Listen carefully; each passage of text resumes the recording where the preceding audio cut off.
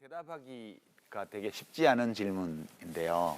왜냐하면 사람이 다 다르거든요.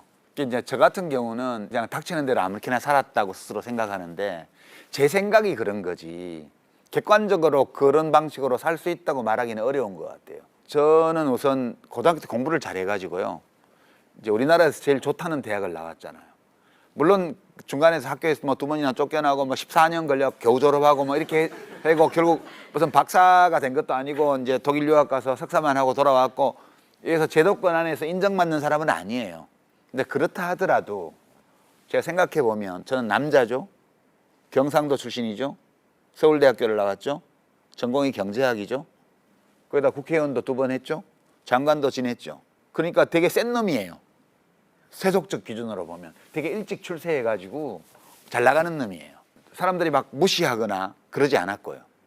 그러니까 이제 그런 조건에서 살아온 사람이 이런저런 어려운 선택의 순간에서 에이 뭐 이렇게 하지 뭐 그렇게 해서 안 죽고 살아남았다고 해가지고 누구나 다 그렇게 해서 된다는 보장은 없어요. 그러니까 말하기가 되게 너무 조심스러운 거예요. 내가 여자였으면 그렇게 못했을 거야. 내가 고향이 경상도가 아니었으면 다르게 했을지 몰라.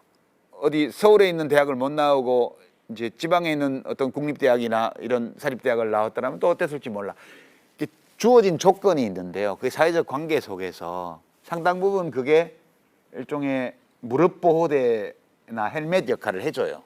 저는 상당한 정도의 타격을 견딜 수 있는 헬멧이나 무릎 보호대 이런 걸 차고 세상을 살았기 때문에 어떻게 보면 좀 닥치는 대로 살 수 있었다고 생각해요. 그런 한계가 있다는 점을 이제 말씀을 드리면서 일반적인 어떤 생각을 말씀을 드리자면 그냥 마음이 가는 대로 하는 게 제일 좋은 것 같아요. 마음이 가는 대로요. 약간 더 설레는 쪽으로 또는 자기 자신에 대해서 더 자부심을 가질 수 있는 쪽으로 선택지가 2개 있다, 3개 있다고 생각할 때 이렇게 했을 경우 저렇게 했을 경우 예측 가능한 결과의 범위들이 있습니다. 이제 그런 것들이 현실이 되었을 때 그때의 나에 대해서 내가 지금 생각해 볼 때 잘했어, 훌륭해, 좀 편하긴 할 것 같아, 창피해, 뭐 아니면 좀 왠지 좀 찜찜해. 내가 내 자신에 대해서 좀 더 자부심을 느낄 수 있는 결과를 가져올 수 있는 그런 쪽으로 선택하는 게 좀은 낫지 않을까? 사실 세속적인 어떤 이익이나 이런 것을 얻는다고 해도 다른 선택을 해서 긴 시간을 살고 나면 그로 인해서 잃어버리게 될 자존감을 그게 채워줄까? 그런 것이 그런 생각은 좀 들어요. 저는 개인적으로 사실상 아무렇게나 해온 거나 다름없어요. 도저히 이거 못 견디겠어 싶으면 뛰쳐나가거나 이런 식으로 살아왔는데요. 그래도 안 죽고 살아남은 거는 역시 꽤 튼튼한 헬멧과 그 무릎 보호대가 있어서 그런 거지. 정말 내가 이걸 감당을 못한다. 이제 A를 선택하는 것이 더 내가 자부심을 느끼고 당당할 수 있겠으나 이걸 내가 감당을 못해. 그럼 B를 할 수도 있는 거예요. 그거에 대해서 사실 누가 다른 사람이 평가를 못해요. 그 사람 자신만이 평가할 수 있는 거거든요. 삶은 겉보기와 다른 점이 많다 이렇게 생각해요. 저는. 그래서 누군가에 대해서 제 자신에 대해서는 타인에 대해서는 어떤 규범적인 평가, 도덕적인 평가를 할 때 그것을 겉으로 주어진 어떤 잣대로 그냥 잘라서 이렇게 하기는 어렵다.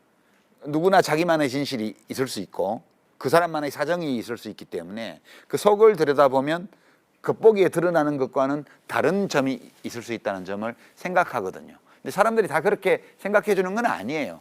그러나 생각 안 해줘도 별로 상관없는 거죠. 자기가 판단해야 돼요, 그거를. 그리고 그런 점들을 다 두루두루 생각해서 어떤 판단을 한 거라면 때로는 그런 자존감의 훼손도 감수해낼 수 있는 것이 그 사람의 자존감이거든요. 그러니까 어떤 사람의 선택에 대해서 객관적으로 판단을 어느 정도 할 수는 있겠으나 그것이 최종적이고 절대적인 어떤 판단은 될 수 없다. 결국 종국적으로 그 사람의 마음속에 뭐가 있는 거다. 저는 그렇게 생각합니다. 그래서 취업 면접 보러 가서 되게 고약한 질문을 받았는데 정직하게 생각을 얘기하면 저 사람이 싫어할 것 같다. 그럴 때 거짓말을 해도 되느냐. 이런 질문을 제가 받은 적이 있어요, 예전에. 그래서 해도 된다고 그랬거든요. 왜냐하면 원래 기업의 면접 시험에서 하면 안 되는 질문을 한 거기 때문에 예컨대 뭐 현 정부를 지지하느냐, 현 정부를 반대하느냐를 알 수 있는 그런 질문을 했다. 어느 정당을 지지하는지를 알아볼 수 있는 질문을 했다. 이러면 원래 기업에서 면접을 할 때는 그런 질문을 하면 안 돼요. 근데 질문자가 질문하는 가운데 이 면접자가 알아챌 수 있었어요. 저 사람이 어느 정당을 선호하는 사람인지를. 그럴 때 거짓말을 해도 되냐? 저는 해도 된다고 그랬어요. 그건 권리다.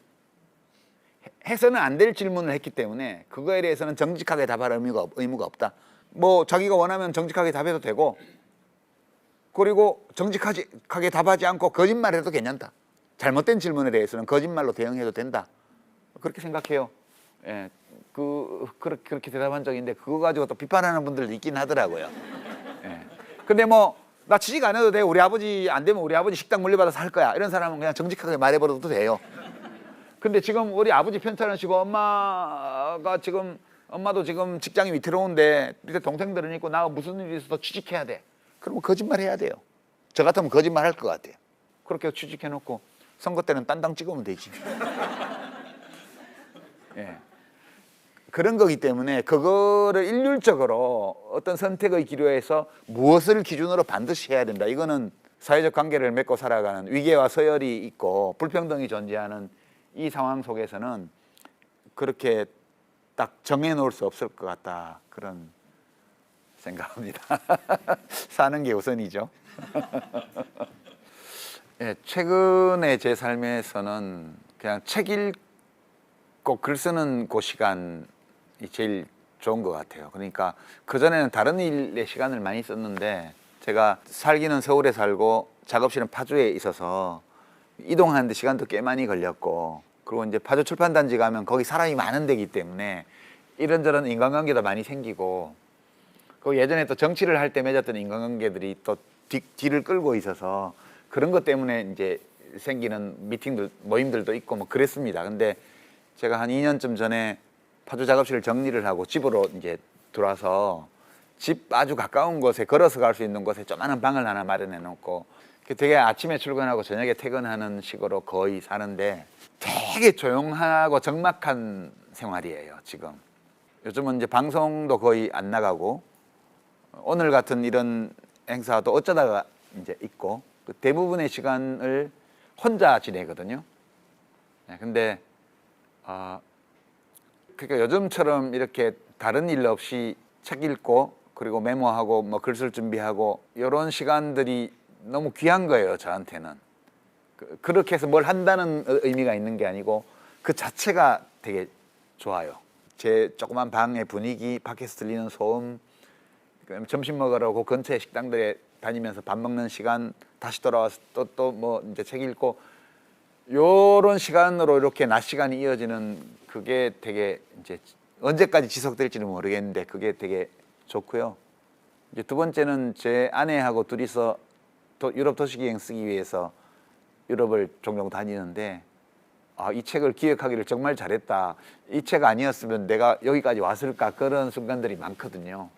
그래서 제가 10월 말에도 곧 또 나가게 되는데 이제 한번 나가면 한 3주 정도 이렇게 돌아다니다 오니까 매번 새로운 도시를 가는 거니까 낯선 도시에 가려면 이제 사전 조사도 해야 되고 뭐 동선도 짜야 되고 가서 또 실제로 보기도 해야 되고 가보면 또 여기서 살펴보고 간거하고 또 다른 점도 많고 이제 그렇기 때문에 그게 되게 1년에 한 제가 2-3번 정도 이렇게 나가는데 그 시간들이 되게 좋고요.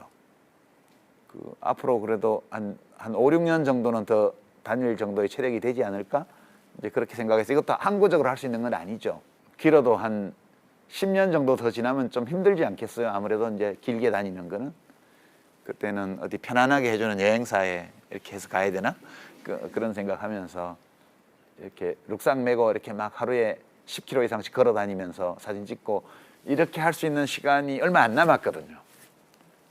그래서 이제 그 체력을 유지하기 위해서 걷고 운동하고 이런 시간들도 있고요. 작가답죠? 네, 제가 글 쓰는 사람에게 어울리는 하루하루를 살고 있어서 그거 말고는 그 과정 자체를 즐기고 있죠. 거기서 뭐 특별히 의미 있는 결과가 나오지는 않을 거예요. 제가 쓴 책은 뭐 제가 죽고 나면 또 금방 다 잊혀질 책들이고 이렇게 오래오래 남을 책들이 별로 없어요. 저는 다만 동시대를 살아가는 사람들하고 뭔가를 나눌 수 있으면 그걸로 충분한 의미가 있다 이렇게 생각을 하는 거니까 별 불만은 없습니다. 예. 되게 팔자 좋죠. 예. 저는 운이 되게 좋은 사람인 것 같아요.